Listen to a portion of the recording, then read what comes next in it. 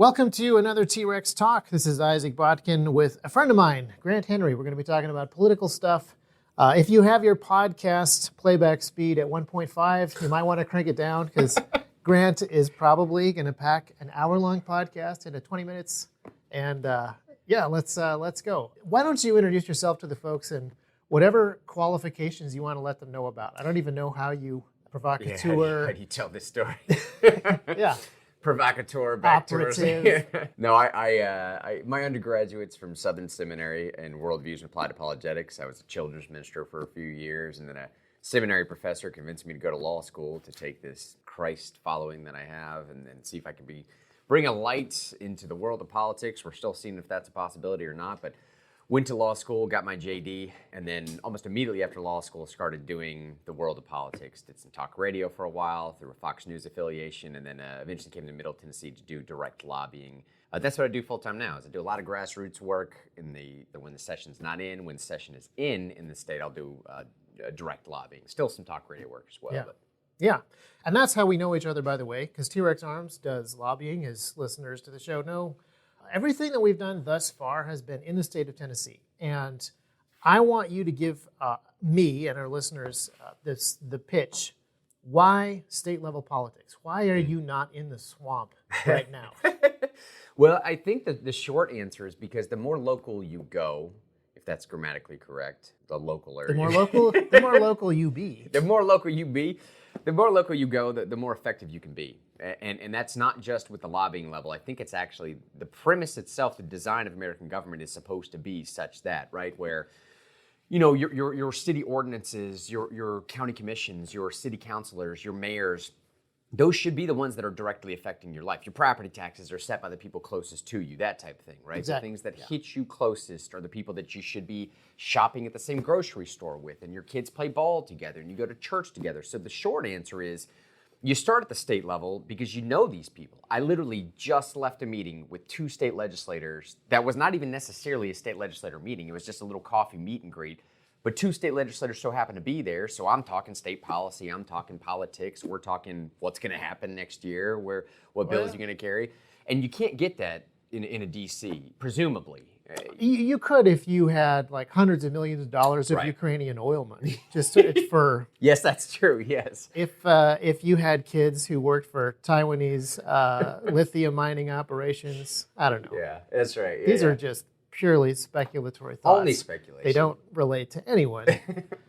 But so here in Tennessee, we've been doing some lobbying. As T-Rex, you've been working for a while. And as we see the changes happening at the state level, and Tennessee, a lot of people are going to point out, Tennessee is an outlier. Tennessee has a Republican supermajority, is super red, it's very conservative. So the moves toward freedom and the moves toward conservatism are not possible elsewhere. Maybe Florida, because DeSantis is doing the whole thing by himself. But I actually don't think that Tennessee is that different. It definitely trends more conservative, but I would not call our Republican supermajority super conservative. No, not at all. I would consider a third of our supermajority actual conservatives.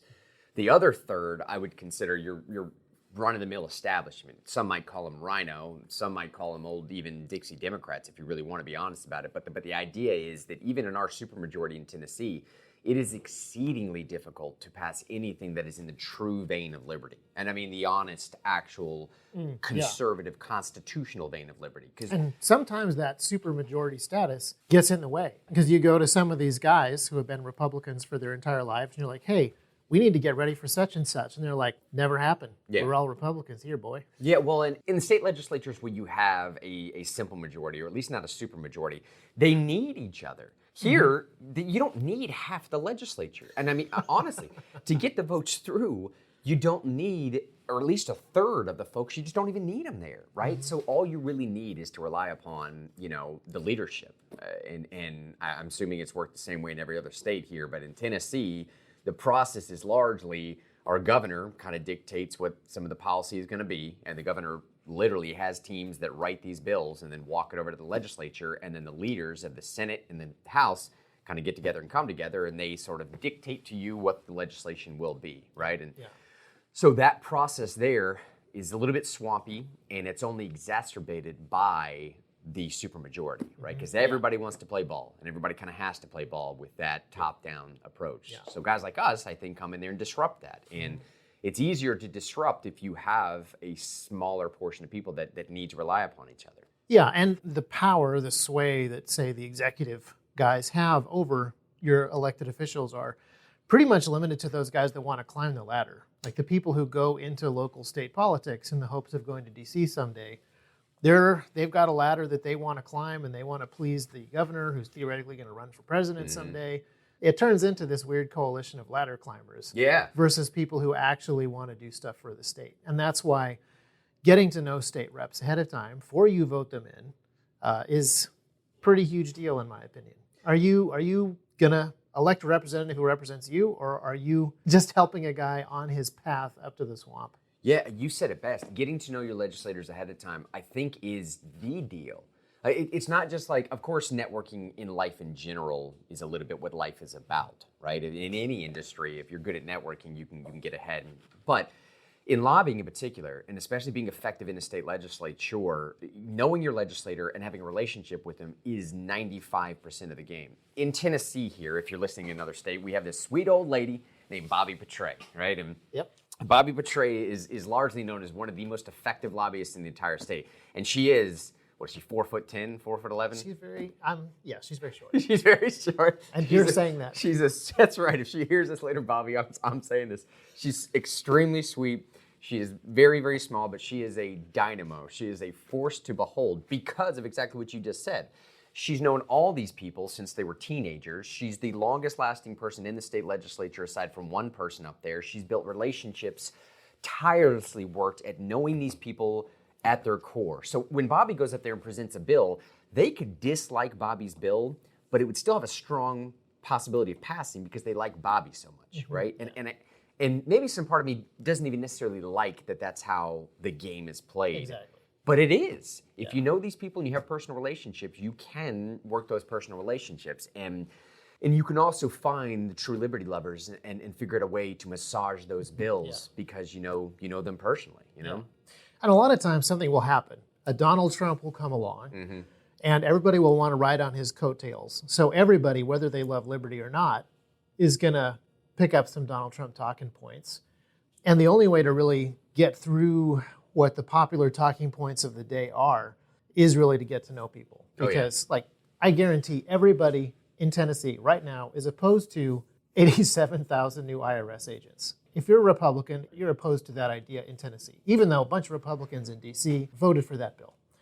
So as you talk to the different Tennessee reps, how are you going to figure out which ones are like, yeah, I don't like IRS agents because I have to not like them. In the same way that I tell lawyer jokes to get votes, I also am going to tell IRS agent jokes to get votes. Yeah, that's right. Versus somebody who's like, this is a serious issue. Here's how we're going to set up Tennessee to protect Tennesseans better from fraudulent audits or whatever. Yeah.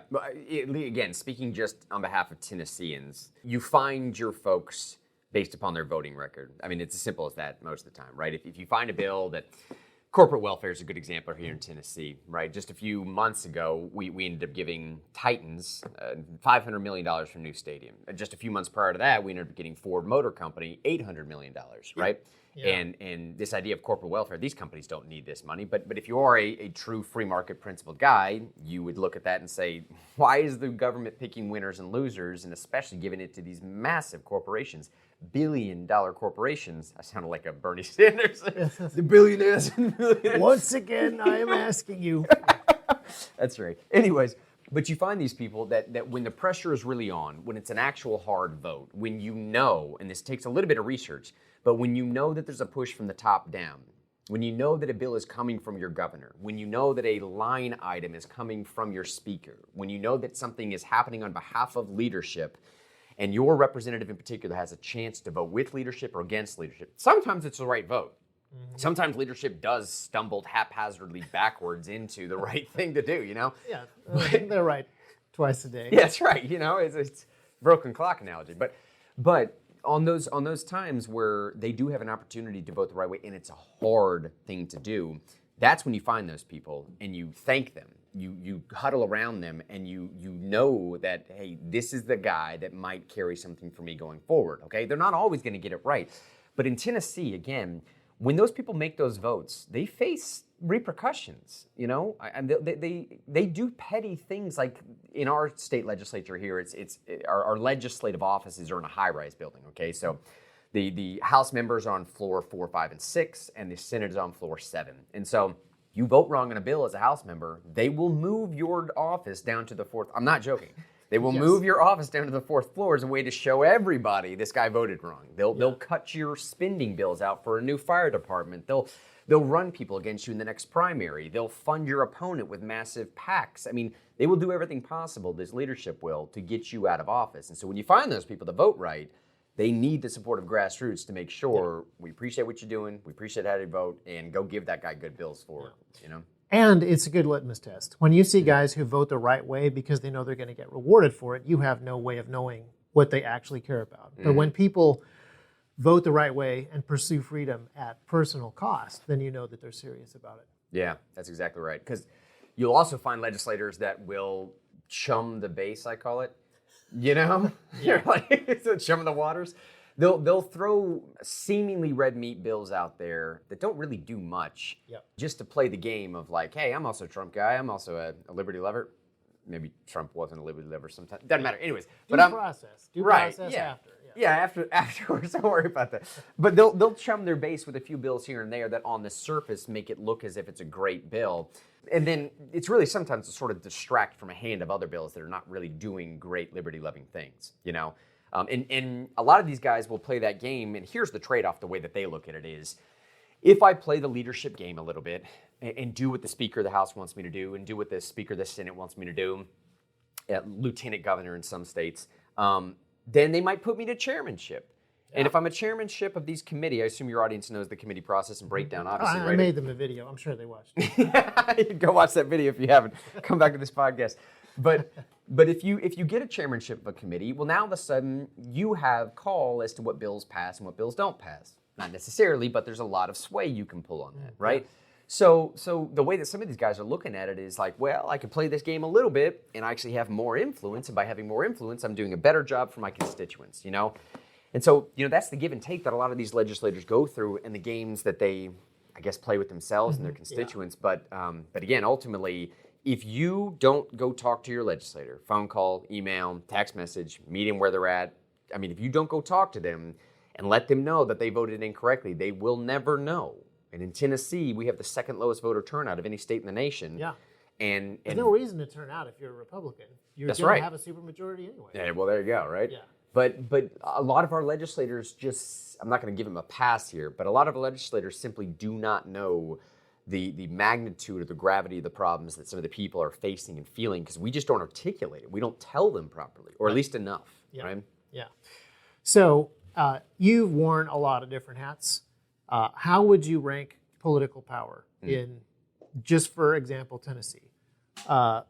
Leadership, professional lobbyists, conservative think tanks, and grassroots. Oh, very good. Okay, so almost in the order you just mentioned. So I would say leadership, as far as passing a bill is concerned, I would say leadership is priority. They carry the biggest stick. They carry the biggest stick. And I do mean, at least in Tennessee, it may be different in your state, but typically in Tennessee, the governor sets the agenda through his State of the State address. And every single year, those are the key pieces of priority legislation. You do not fight those. You make sure they pass. Even the governor's office in Tennessee, he'll do what's called red flag a bill. If he doesn't like a bill, the governor's administration will flag it, and that bill does not pass.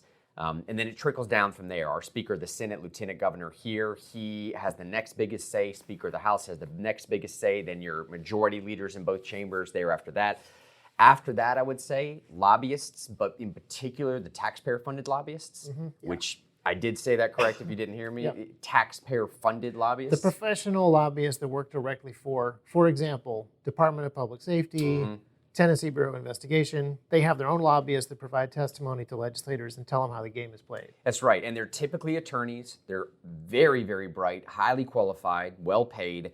And they have an influence over the legislators in the way that your run-of-the-mill grassroots lobbyist like me just simply doesn't. Yeah. They're up there all the time. They're forming relationships. They also help the legislators with constituent service. So, like, if a voter has a problem in the area and they need some statistic that only Department of Safety can provide, well, the legislator picks up the phone and says, I need such and such. Well, this same legislative liaison is likely the one that's helping them solve that constituent concern. I don't have that power. Right. I'm not helping them do their job as a legislator. Well, it's a difficult conflict of interest for a legislator to, one, be helped by this legislative liaison, and then at the same time have influence over a bill later on. Yeah. And the other problem is these taxpayer-funded lobbyists usually are lobbying bills that will increase their budget as a department, or at least not decrease it, right? The conflict of interest there is, I think, pretty obvious. Mm-hmm. Yeah. After that, I would say it's the think tanks. And typically you'll have think tanks that will also pair with lobbying. And in the state of Tennessee here, Beacon Center is a massive one. They carry a high level of respect up there, and not only are they well respected, but talking points are a huge thing for legislators. Yep. They never really know how to get them properly, and they never have time to develop them properly. So you can jump up to a number one in some of these legislators' minds if you're good at writing talking points, if you're good at doing research, and if you can distill that research down into about a page to a page and a half to 2 pages of really good talking points in a bill, send that to their office, they would love you for it, right? That's what these think tanks are great at. Add a few zingers in there about, a particular opponent. Yeah, exactly, right? And then last there, and unfortunately, it's a bit of the grassroots side, right?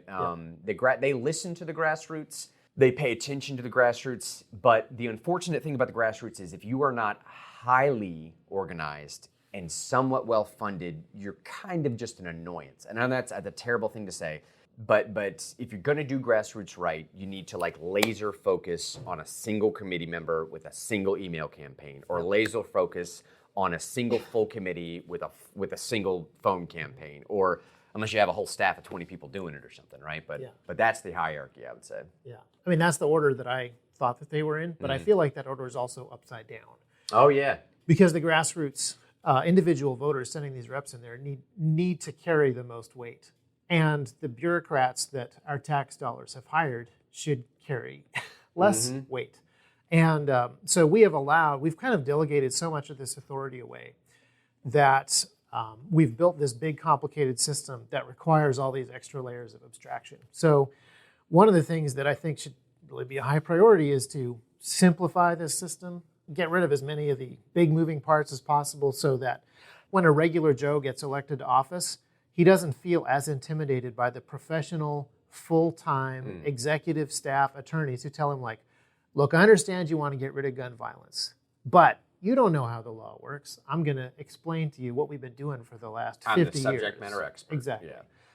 If we can make the whole system require fewer moving parts, it becomes a lot easier for guys to stand up to some of that coercion, I guess is the right word for it, and have more confidence in what they're actually doing, and a lot easier for the grassroots people to also see what's happening, to understand all the different layers of that Capitol Hill onion that are going on there.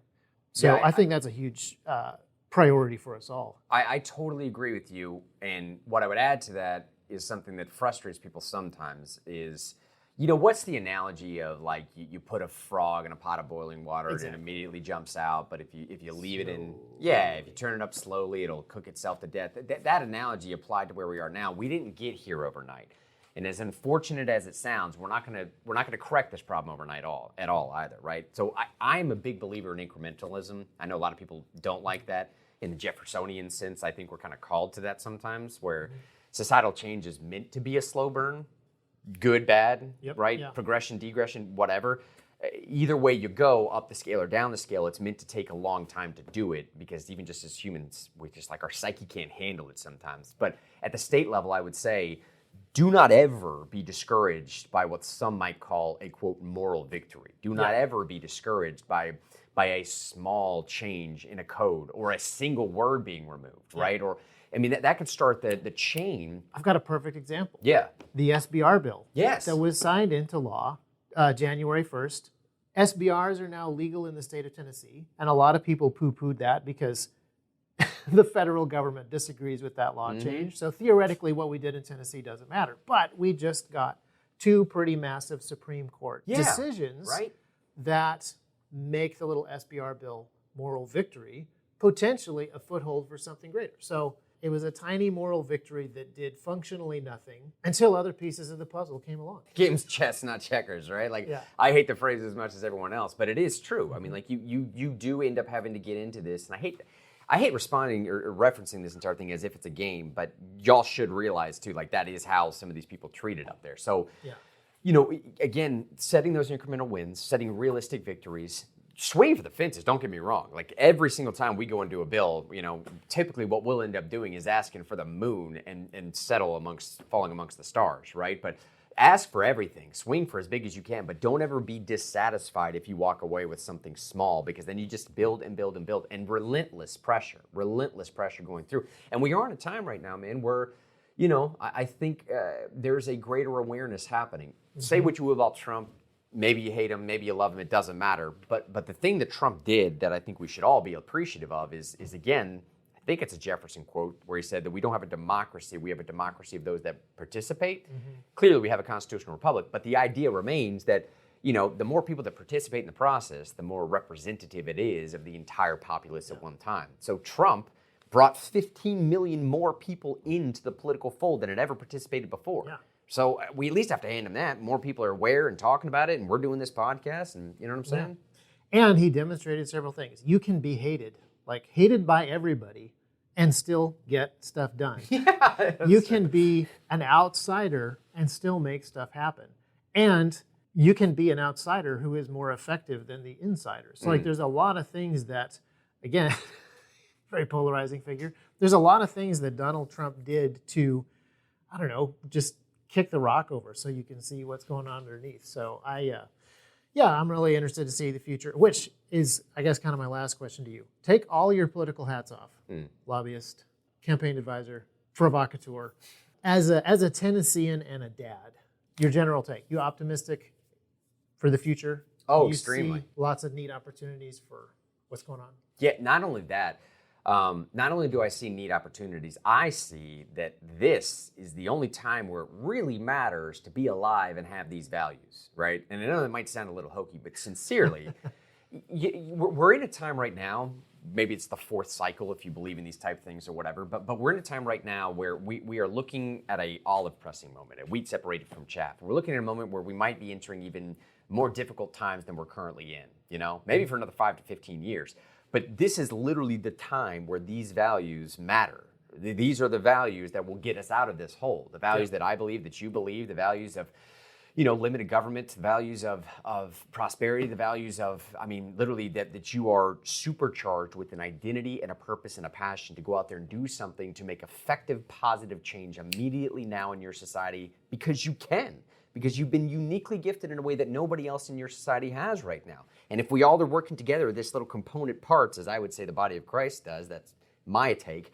But if you're working in this component part together, this is the philosophy that brought us through challenges and chaos for millennia. Yeah. This is like, we are in one of those moments right now where it's like, well, this is the best time to do it because it's the only time where these values really matter. Yeah, it does feel like we are, I mean, DC obviously is nearing the bottom of the slippery slope. Yeah, right. Picking up speed. But it does feel like everyone else is kind of on a tipping point where the other side has played their hand at this point. And everybody is going to go like, no, that's a bridge too far. We're absolutely not going to go down there. We can now see what you're talking about and no more. Or they're going to say, fine, whatever. It really does feel like that tipping point moment is upon us here, which is super exciting. Because instead of drifting, instead of floating, instead of doing nothing, you really have to pick a side. You can pick the easy side of just rolling down the hill because why not? Or you have to be like, nope, we're going to have to do something else, and it's going to mean changes. Well, and you know, we're in a time now where like you can see at least the fruition of your work to some extent, where like the effort you put in matters. Not that it's never mattered previously. But we're not riding the high of a super prosperous society where we're in the majority and it's okay to be the silent majority anymore. Yeah, like we're just not there. There's no coasting. There's no coasting right now, right? Yeah. So I say all the time too that I think most of the people that would go out of the way to listen to this style of podcast are probably the same kind of people that do not have the luxury of sitting this one out, right? You know what I'm I saying? would agree, yeah. Now, it's tempting. It's tempting to say, hey, the election got stolen. All future elections will get stolen. All politicians are against us. I'm just going to dig a bunker or whatever. Head in I sand. totally understand Yeah. that level of pessimism, but I can't get on board. See, that's where sometimes I look at like some of these prepper style people and I'm thinking like, you don't go prep. Y'all are the only ones that get it. Come back. Exactly. You know Well, what I'm saying? and that's, you know, I could build a bunker. Yeah. And I could build one that's big enough for me and my kids. But I can't build one for all of my neighbors, Yeah. everybody that I know, all the people listening to this podcast, TRX customers, etc. There's no bunker for that. There's only building civilization or watching it fall apart. Those are Yeah. the two options. And I want everybody listening to this podcast to live in civilization, to continue to climb, move upwards, swim upstream against entropy.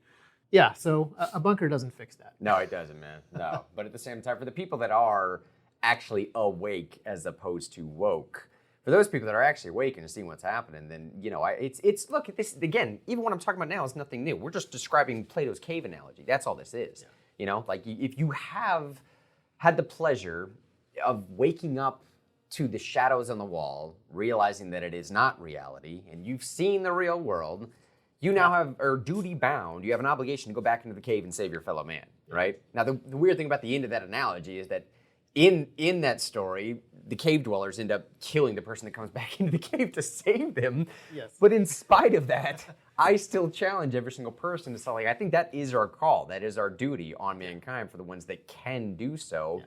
You have to go back and wake up your fellow man and get him, bring him in the fray, man, bring him into the charge, right? Yeah, absolutely. And like you, I am optimistic. I also think it's going to be hard. It's going to be rough. It will. It's going to be difficult, and it's probably going to be hard for our kids at times. But it's also a far better situation for our kids to be in than the cave. Yeah, but what did Marcus Aurelius say? That the impediment is the action, the obstacle is the way. Again, man, that's what I'm saying. Like we are uniquely gifted with opportunities now to turn chaos into order. Like we have a purpose. Yeah. And Viktor Frankl told us that the best thing in life is meaning, purpose in life. And so I think we've been gifted an opportunity to actually find purpose in turning all this nonsense into something worthwhile. And you know, if you see some obstacle in front of you, if you see some terrible vote in front of you, if you see somebody that's just doing something wrong, that's your charge and your calling to make it right. Figure out how to do it better. Yeah. I forget whose quote this is, but it's something like, for generations, we've been teaching our kids that they have a duty to be dragon slayers. Now that the dragons are on the horizon, what a better time to be teaching kids to fight dragons than when they're actually here. So, yeah, I'm happy, I'm encouraged, and I'm really glad that you're around. We're going to keep doing stuff together, and we're going to keep doing stuff for Tennessee. I'm encouraged by a lot of stuff that I see in other states too. I don't do as good a job of keeping up with all of the trends, all the particular things that are happening, but here in Tennessee, there's a focus on making good strides, even kind of in spite of the apathy that comes from that Republican supermajority. And as IRS dragons appear on the horizon, it does motivate people The IRS dragon.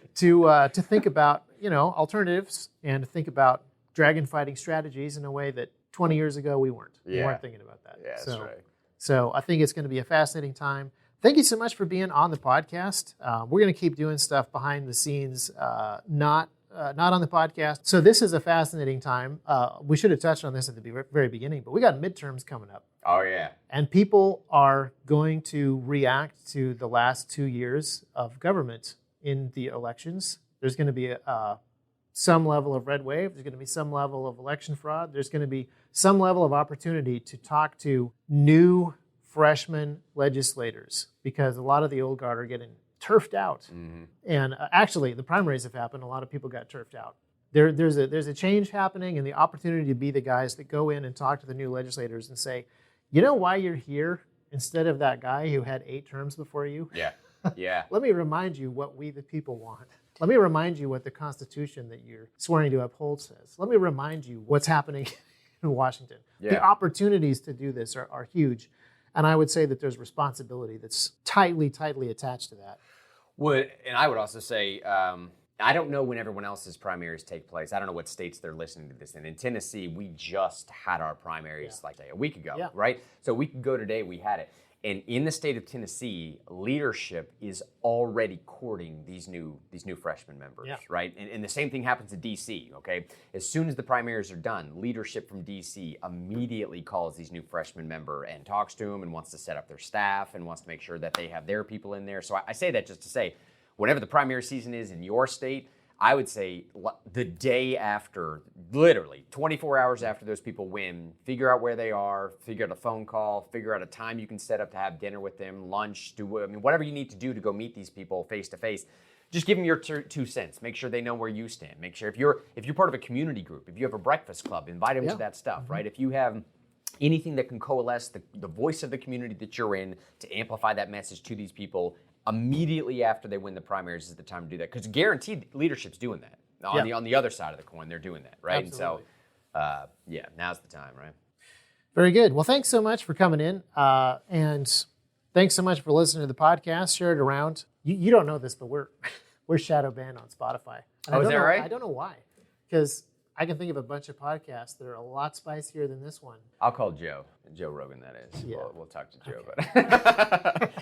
I mean, he talks about the hot button issues by name. Oh, yeah. But I do think this is a more dangerous podcast. Yeah, I mean, ultimately, you're right.